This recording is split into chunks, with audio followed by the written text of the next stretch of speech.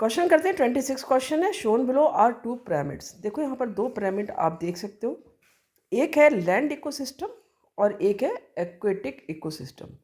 Land मतलब जो land से रिलेटेड ऑर्गेनिजम्स हैं उनका, और एक्वेटिक जो कि वाटर में रहने वाले हैं, प्लांट्स या एनिमल्स। आगे कहा है the pyramid representing the land ecosystem is traditional. Land ecosystem वाला जो पिरामिड है वो ट्रेडिशनल है। हम जानते हैं कि पिरामिड हमेशा किस तरह एग्जिस्ट करता है, इसी शेप में, कि नीचे जो है वो ज़्यादा नंबर ऑफ ऑर्गेनिजम्स होते हैं और ऊपर कम होते जाते हैं। तो ये ट्रेडिशनल फॉर्म ऑफ इकोसिस्टम है जो हमें यहाँ पर लैंड इकोसिस्टम दिख रहा है। पहले प्राइमरी प्रोड्यूसर्स हो गए, फिर प्राइमरी कंज्यूमर्स हो गए, सेकेंडरी एंड देन टर्शियरी। यही आपने अपने एक इन्वायरमेंट चैप्टर में पढ़ा है। With producers being greater in mass, हमेशा प्रोड्यूसर सबसे ज़्यादा होंगे मास में, then the primary consumer and so on.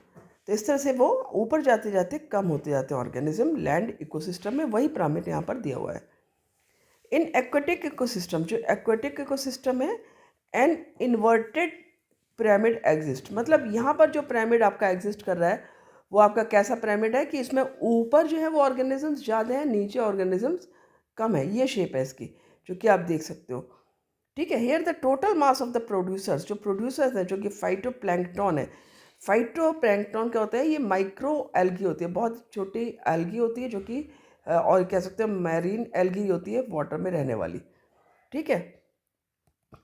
Now is much smaller, ये जो है वो बहुत कम मास है, is much smaller in mass than that of the top consumer. आप देखोगे टॉप कंज्यूमर्स जो कि फिशेज हैं, बिग फिशेज, इनसे यदि इनका मास देखें तो ये ट्रायंगल बहुत छोटा बन रहा है, बहुत ही कम है यहाँ पर। इनसे ज़्यादा फिर आपके प्राइमरी कंज्यूमर हो गए जो कि जू प्लैंकटन है, उससे ज़्यादा फिर स्मॉल फिशेज हो गए, उससे ज़्यादा फिर बिग फिशेज हो गई। तो कुछ इस तरह से एक उल्टा पिरामिड यहाँ पर देखने को मिलता है जो कि एक्वेटिक इकोसिस्टम का पिरामिड बनता है। आपसे क्वेश्चन दो हैं यहाँ पर पूछे गए हैं। एक है which level is likely to have the most amount of energy in such an ecosystem, aquatic ecosystem, give a reason to support your answer. देखो हमें लैंड इकोसिस्टम का पता है कि प्रोड्यूसर्स ही सबसे ज़्यादा एनर्जी उनके पास होती है, क्योंकि जो सन से एनर्जी आती है वो डायरेक्ट कहाँ पर आती है? प्रोड्यूसर के पास में। अब यहाँ पूछा आपसे एक्वेटिक इकोसिस्टम में जो कि इन्वर्टेड है, तो यहाँ पर ये समझ लो कि भले ही ये इन्वर्टेड है, भले ही नीचे फाइटोप्लैंक्टन कम है मास में, लेकिन एनर्जी तो अभी भी सन से सबसे ज़्यादा कहाँ मिल रही है? फाइटोप्लैंक्टन को। तो यहाँ पर भी सन ही है अल्टीमेट सोर्स जो कि एनर्जी देगा। किसको? फाइटोप्लैंक्टन खाना बना रहे हैं, यानी कि फोटोसिंथेसिस का, और ये फाइटोप्लैंक्टन में, तो यहाँ पर आई। लेकिन एनर्जी का जो अमाउंट है वो सबसे ज़्यादा कहाँ पर होगा? मोस्ट एनर्जी कहाँ पर है आपकी? फाइटोप्लैंक्टन के पास।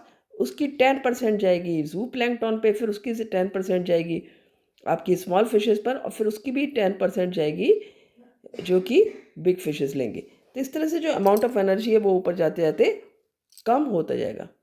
क्लियर? दूसरा क्वेश्चन आपसे पूछा, such aquatic ecosystem are consider to be unstable, justify the statement. तो यहाँ पर इसको अनस्टेबल क्यों कह सकते हैं? देखो यहाँ पर ये स्टेबल क्यों है? क्योंकि हमेशा प्रोड्यूसर्स बहुत है नंबर में, यानी कि जो जितने भी ऑर्गेनिज्म ऊपर हैं उनके लिए खाना हमेशा अवेलेबल है। अब यदि हम बात करते हैं एक्वेटिक इकोसिस्टम की, तो ये यहाँ पर अनस्टेबल क्यों कहेंगे इसको? क्योंकि यहाँ पर फाइटोप्लैंक्टन बहुत कम है। अब यदि फाइटोप्लैंक्टन बहुत कम है और ऊपर जो ऑर्गेनिजम्स ज़्यादा हैं तो उनको ऑब्वियसली खाना कम मिलेगा। यदि यहाँ पर फाइटोप्लैंक्टन सपोज ख़त्म ही हो गया तो खाना ही नहीं मिला ऊपर, तो ये आपका जो इकोसिस्टम है वो अनस्टेबल हो जाता है। अंडरस्टूड? समझ में आ गया कि जो कि फाइटोप्लैंक्टन बहुत ही कम है, यानी जो निचले लेवल पर एनर्जी है वो बहुत कम है, तो ऊपर तो पैसे भी 10% एनर्जी जानी है। तो जब नीचे ही नहीं है एनर्जी, जब प्रोड्यूसर्स ही नहीं है या प्रोड्यूसर्स ख़त्म हो जा रहे हैं, तो ऊपर नहीं मिल पाएगा खाना, और उस वजह से जो है वो ये अनस्टेबल हो जाता है। इस तरह से आप आंसर इसको कर सकते हो। आई होप आपने अच्छे से समझा होगा। इसमें जो आपका मार्किंग स्कीम में आंसर दिया है वो भी यही दिया है कि जो कि यहाँ पर लेसर अमाउंट में प्रोड्यूसर्स हैं, तो ऑब्वियसली जो ऊपर है खाना कम मिलेगा, और जो ऑर्गेनिजम्स हैं वो जल्दी मरेंगे, जल्दी डाई हो जाएंगे than that of the usual. तो इस तरह से आप आंसर करोगे। तो मिलते हैं अगली वीडियो में। Thank you.